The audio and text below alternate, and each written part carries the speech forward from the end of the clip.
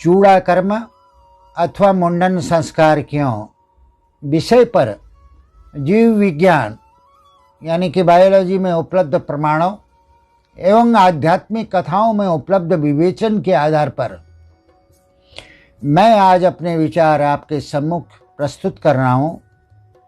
आप मनपूर्वक सुने। इस संस्कार में शिशु के बाल पहली बार उस तरह से उतारे जाते हैं। जन्म के पश्चात प्रथम वर्ष के अंत तथा तीसरे वर्ष की समाप्ति के पूर्व मुंडन संस्कार कराना आमतौर पर प्रचलित है। कुल परंपरा के अनुसार 5वें या 7वें वर्ष में भी इस संस्कार को करने का विधान है। 84 लाख योनियों में भ्रमण करते रहने के कारण मनुष्य कितने ही ऐसे पाश्विक संस्कार, विचार, मनोभाव अपने भीतर धारण किए रहता है जो मानव जीवन में अनुपयुक्त एवं अवांछनीय होते हैं। इन्हें हटाने और उस स्थान पर मानवतावादी आदर्शों को प्रतिष्ठापित किए जाने का कार्य इतना महान एवं आवश्यक है कि वह जितना जल्दी हो सके कर लिया जाए। मान्यता यह है कि शिशु के मस्तिष्क को पुष्ट करने, बुद्धि में वृद्धि करने तथा गर्भगत मलिन विचारों को निकालकर मानवतावादी आदर्शों को प्रतिष्ठापित करने हेतु चूड़ा कर्म संस्कार किया जाता है। इसका फल बुद्धि, बल, आयु और तेज की वृद्धि करना है। इसे किसी देव स्थल या तीर्थ स्थल पर इसलिए कराया जाता है ताकि वहां के दिव्य वातावरण का भी लाभ शिशु को मिले तथा उतारे गए बालों के साथ बच्चे के मन में कुसंस्कारों का शमन हो सके और साथ ही सुसंस्कारों की स्थापना हो सके। आश्वलायन ग्रह्य सूत्र के अनुसार तेन ते आयुषे वपामि शूल्योकाय स्वस्थये 1/17/12 अर्थात चूड़ा कर्म से दीर्घायु प्राप्त होती है।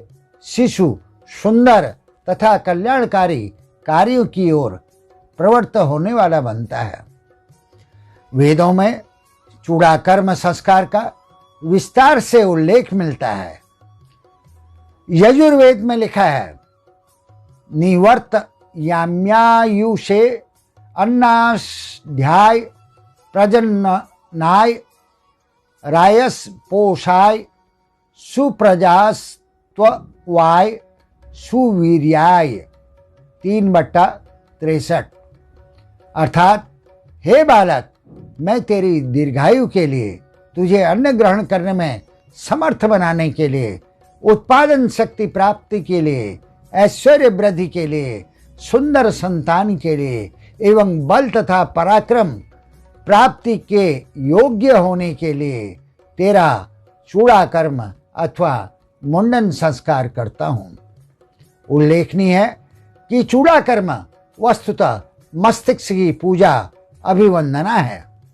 मस्तिष्क का सर्वश्रेष्ठ उपयोग करना ही बुद्धिमत्ता है।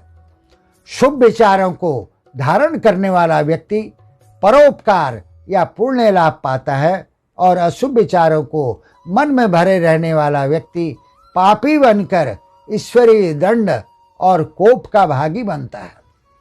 यहाँ तक कि अपनी जीवन प्रक्रिया को नष्ट भ्रष्ट कर डालता है।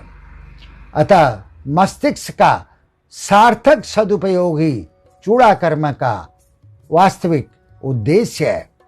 इस संस्कार के लिए सामान्य व्यवस्था के साथ यहाँ बताए अनुसार विशेष व्यवस्था की जानी चाहिए। जैसे मस्तक लेपन के लिए यथासंभव गाय का दूध एवं दही, कलावे के लिए लगभग 6-6 इंच के 3 टुकड़ों के बीच में छोटे छोटे कुश के टुकड़ों को बांध कर रखना चाहिए। प्रज्ञा शाखाओं को इस उद्देश्य के लिए कैंची, छुरा अलग से रखना चाहिए।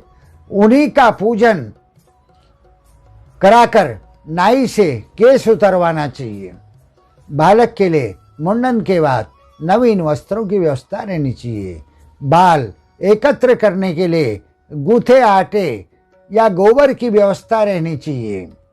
भावना करें कि मस्तिष्क के इस दिव्य उपचार प्रसंग में द्रव्यों के माध्यम से बालक के मस्तिष्क में शुभ देव शक्तियों, देव वृत्तियों का स्पर्श दिया जा रहा है।